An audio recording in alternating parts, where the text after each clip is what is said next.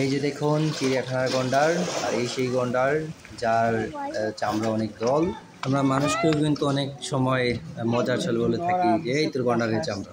হ্যাঁ, এর মূল কারণ হইতেছে যে আসলে যাদের চামড়া অনেক দল বা যারা মুভমেন্ট করে অনেক কম, অথবা পানিটা শুকায় গেছে সব জায়গায়, জাস্ট হালকা পাতলা বাড়ি টাড়ি দিলে ঠিক আছে অনেকক্ষণ পরে যে রিয়েক্ট করে, এরকম একটা অবস্থা আর কি গন্ডারের মতো।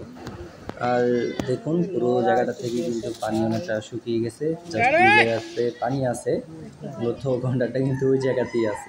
গন্ডার